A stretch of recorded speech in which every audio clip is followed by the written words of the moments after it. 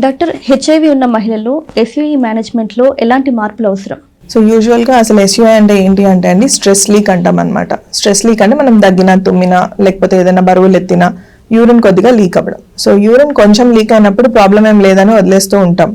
But severity of leak అంటే మనకి leak అయ్యేది ఎక్కువ క్వాంటిటీస్లో ఉన్నప్పుడు, అండ్ మనం ఊరికే నీళ్లు తాగకుండా దాన్ని ఆపుకుంటూ పెట్టుకుంటాం అనమాట. అంటే యూరిన్ రాకుండా ఉండడానికి మనం ట్రై చేస్తూ ఉంటాము. ఇది సివియారిటీ పెరిగింది అని మనకు తెలియడం. సో ఇంత సివియర్గా ఉన్నప్పుడు దీనికి బోల్డని పరిష్కారాలు ఉంటాయి. హెచ్ఐవి వాళ్ళకి సెపరేట్గా అనేం ఉండదు.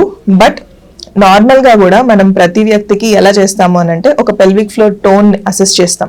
అంటే డెలివరీ వల్ల కానీ లేదా ఇంకేదైనా రీజన్స్ వల్ల మనకి కింద ఉన్న భాగంలో పెల్విక్ ఫ్లోర్ అంటామండి దీన్ని, ఈ కండరాలు లూజ్ అయిపోతాయి అన్నమాట.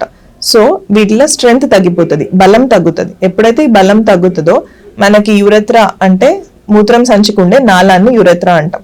ఇది కొద్దిగా ఎక్కువ మూమెంట్ ఇస్తుంది అనమాట. దాని కింద ఒక స్లింగ్ లాంటిది ఉంటుంది, అంటే ఫైబర్స్ కొన్ని ఉంటాయి అనమాట, ఒక వల లాగా. ఆ వల దాన్ని ప్రొటెక్ట్ చేస్తూ ఉంటుంది.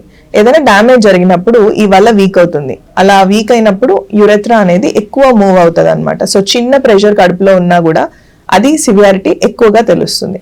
అండ్ కాన్స్టిపేషన్ సివియర్గా ఉన్న వాళ్ళకి, ఎప్పటి నుంచో మోషన్ ప్రాబ్లం ఉన్న వాళ్ళకి కూడా వెళ్ళిన ప్రతిసారి ముక్కడం కానివ్వండి, సో ప్రెషర్ వేస్తూ ఉంటారు అనమాట పెల్విక్ ఫ్లోర్ మీద. ఇలా చేసే వాళ్ళకి కూడా మనం యూరినరీ ఇన్కాంటినెన్స్ అనేది గమనిస్తాం.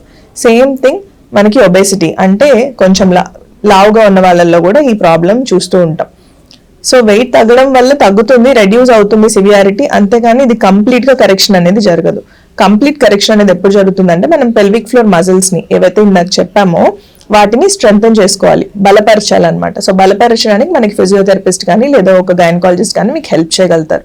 కిగల్స్ ఎక్సర్సైజెస్ అనేటివి ఉంటాయి. ఆ ఎక్సర్సైజెస్ ద్వారా మీకు ఏ మజిల్ని ఏది వీక్గా ఉంది దాన్ని ఎలా కరెక్ట్ చేసుకోవచ్చు, ఎన్ని రోజులు ఇది అవసరం ట్రీట్మెంట్ అనేది కూడా మీకు నేర్పిస్తారు. సో మైనర్ కండిషన్స్లో లేజర్ ప్రొసీజర్స్ కూడా ఉంటాయండి, దాంతో స్ట్రెంగ్తన్ చేసుకోవచ్చు. బట్ మేజర్ కండిషన్స్లో మనకి స్ట్రెస్ లీక్ అనేది చాలా ఎక్కువ ఉన్నప్పుడు, స్ట్రెంగ్త్ బాగా ఉండి కూడా మనకి లీక్ అవుతున్నప్పుడు దానికి టేప్ ప్రొసీజర్స్ అనేటివి ఉంటాయి. సో ఎవరికైనా కానీ ఈ టేప్ ప్రొసీజర్స్ అనేవి బాగానే పనిచేస్తాయి. సో దాని గురించి టెన్షన్ తీసుకోవాల్సిన అవసరం లేదు.